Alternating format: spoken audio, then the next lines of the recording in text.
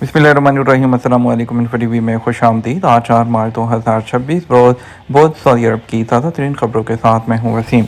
अगर आप भी सऊदी अरब के गैर मुल्की हैं तो इन्फो टीवी को सब्सक्राइब करें, बेल आइकन को प्रेस करें। आज के न्यूज़ बुलेटिन को मुकम्मल देखिएगा। आज शुरू करते हैं पहली खबर के साथ। सऊदी अरब से आने वाले 4 मुसाफिर भिखारी कराची पाकिस्तान एयरपोर्ट पर गिरफ्तार कर लिए गए। पाकिस्तान के जना इंटरनेशनल एयरपोर्ट कराची पर पाकिस्तान की FIA की कार्रवाई। सऊदी अरब में भीख मांगने में मुलविस पाए जाने वाले 4 मुसाफिर गिरफ्तार कर लिए गए। तर्जमान FIA के मुताबिक 4 मुसाफिर रशीद अहमद अनायती और हजूर माई जद्दा सऊदी अरब से पाकिस्तान पहुंचे। उनका ताल्लुक मुल्तान और लाहौर से है। FIA के मुताबिक मुसाफिरों को मशकूक होने की बिना पर रोक कर तफसीली पूछताछ की। उम्रा वीज़ा पर सऊदी अरब गए और क़याम के दौरान भीख मांगने की गैर कानूनी सरगर्मी में मुलविस रहे। तर्जमान FIA के मुताबिक वो मुतअद्दिद बार सऊदी अरब भीख मांगने की गर्ज से सफ़र कर चुके हैं। तलाशी के दौरान मुलज़मों से मुख्तलिफ ममालिक की करेंसी बरामद हुई। FIA के मुताबिक बरामद शुदा करेंसी में सऊदी रियाल, UAE दिरहम, यूरो और पाकिस्तानी रुपए शामिल हैं। चारों मुसाफिरों को गिरफ्तार करके मज़ीद कानूनी कार्रवाई की जा रही है। सऊदी अरब की रियाद में कायम अमरीकी सफारत खाने पर ईरानी हमले की शदीद मज़म्मत। सऊदी अरब ने रियाद में कायम अमरीकी सफारत खाने पर ईरानी हमले की शदीद मज़म्मत की है। सऊदी अरब ने वज़ारत ख़ारजा ने जो बयान जारी किया, इस हमले को गद्दाराना कार्रवाई करार देते हुए सख्त तरीन अल्फाज में मज़म्मत की है। बयान में कहा गया, सऊदी अरब अपनी सलामती और मफादात के तहफ़्फ़ुज़ के लिए तमाम ज़रूरी इक़दाम करने का हक़ महफूज रखती है, जिसमें किसी भी जारहियत का जवाब देने का इख्तियार भी शामिल है। सऊदी हुकाम ने कहा, खित्ते में बढ़ती कशीदगी के बावजूद सऊदी अरब अपनी सरजमीन और सफारती तनसीबात के तहफ़्फ़ुज़ को यकीनी बनाएगा। पाकिस्तानी सफारतखाने ने सऊदी अरब में मुकीम पाकिस्तानियों के लिए हदायत जारी कर दी। मशरक़ वस्ती में जारी जंग के तनाज़ुर में सऊदी अरब में पाकिस्तानी सफारतखाने ने सऊदी अरब में मुकीम पाकिस्तानी शहरियों के लिए हदायत जारी कर दी। सफारतखाने की जानब से सऊदी अरब में मौजूद पाकिस्तानी शहरियों को हदायत की गई है कि वो सऊदी हुकूमत की जानब से हदायत पर अमल करें और सोशल मीडिया पर कोई ऐसी वीडियो या कोई कॉन्टेंट शेयर ना करें जो सऊदी अरब के कवानीन के मुनाफी हो। रियाद में पाकिस्तानी सफारतखाने ने अपने एलामी में बताया कि सफारतखाना पाकिस्तानी शहरियों की मदद के लिए 24 घंटे एक्टिव है और इस मकसद के लिए टीमें एयरपोर्ट और सफारतखाने दोनों मकामात पर तैनात हैं ताकि फंसे हुए पाकिस्तानियों को हर मुमकिन मदद फराहम की जा सके।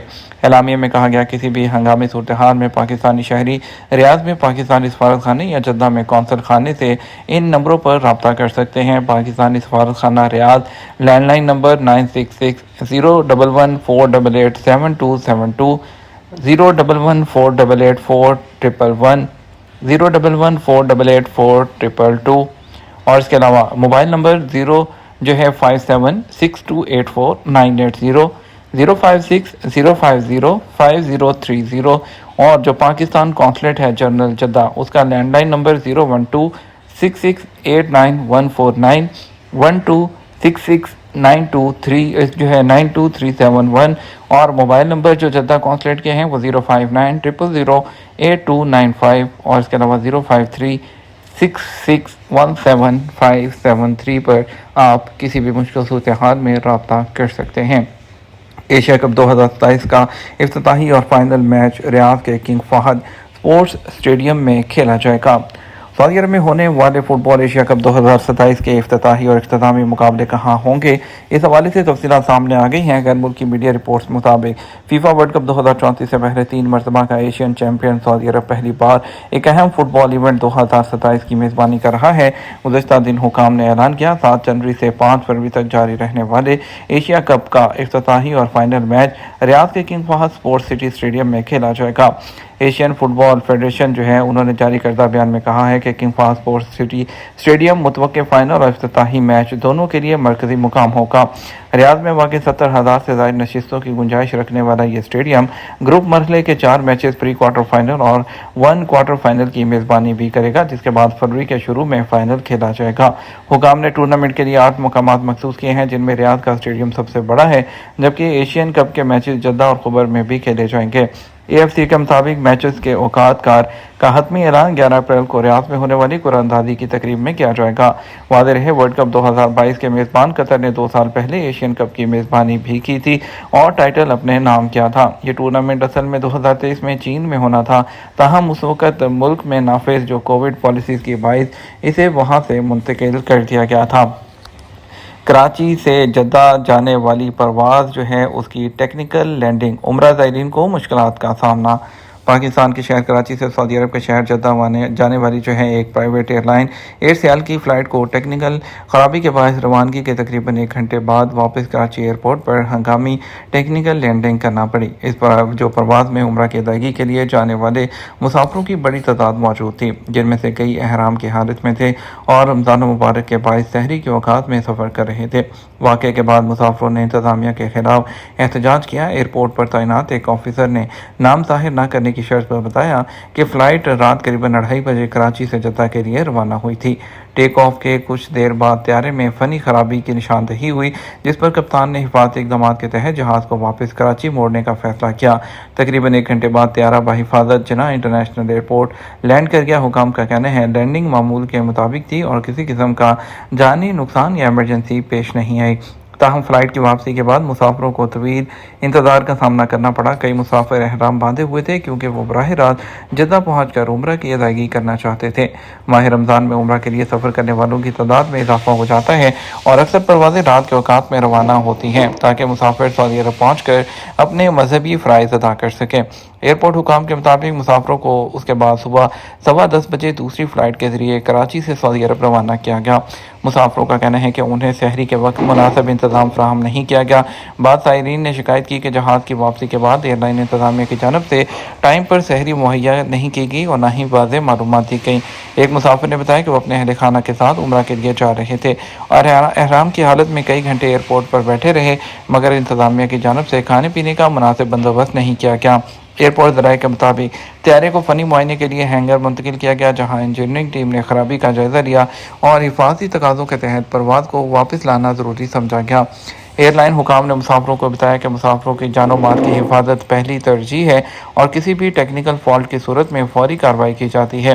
واقعے کے بعد مسافروں نے سوشل میڈیا پر اپنی کمپلین شیئر کی اور کہا کہ رمضان کے مہینے میں عمرہ کے لیے جانے والے زائرین کی سہولت کا خاص خیال رکھا جانا چاہیے۔ ان کا کہنا تھا احرام کی حالت میں طویل انتظار کرنا جسمانی اور ذہنی طور پر مشکل ہوتا ہے، خصوصاً جب کھانے پینے کی سہولت بر وقت دستیاب نہ ہو۔ کویتی بحریہ کے 2 اہلکار جان سے گئے، سعودی عرب کا اظہار تعزیت۔ کویتی فوج نے کہا کہ مسلح افواج کی کوآپریشن کے دوران بحریہ کے 2 اہلکار جاں بحق ہو گئے۔ کویت کی سرکاری خبر ایجنسی سے جاری بیان میں ان ہلاکتوں کے بارے میں کوئی تفصیل نہیں بتائی گئی۔ بیان میں کہا گیا سارجنٹ ولید مجید سلیمان جو ہے وہ مسلح افواج کے کوآپریشن کے دوران جان سے بازی ہار گئے۔ سارجنٹ عبدالعزیز المحسن داخل ناصر بھی مسلح افواج کی قومی مشن کے فریم ورک کے اندر دوران ڈیوٹی جان سے گئے۔ اس کے علاوہ سعودی وزارت خارجہ نے ایک بیان میں کویتی فوج کے 2 اہلکاروں کی موت پر کویت کی حکومت اور عوام سے تعزیت اور ہمدردی جو ہے اس کا اظہار کیا۔ ایس پی اے کے مطابق بیان میں سعودی عرب نے کویت سے اظہار یکجہتی اور کویت کی جانب سے اٹھائے گئے تمام اقدامات میں سپورٹ کا اعادہ کیا۔ وزارت نے بیان میں زخمیوں کی جلد صحت یابی کی خواہش کا بھی اظہار کیا۔ برطانیہ میں 20 سالہ سعودی طالب علم کو نشے کی حالت میں قتل کرنے والا برطانوی شہری مجرم قرار۔ برطانیہ کے شہر کیمبرج میں انگریزی زبان کی تعلیم حاصل کرنے والے سعودی طالب علم محمد القاسم کے قتل کے مقدمے میں برطانوی شہری چیس کوریگن کو مجرم قرار دے دیا گیا۔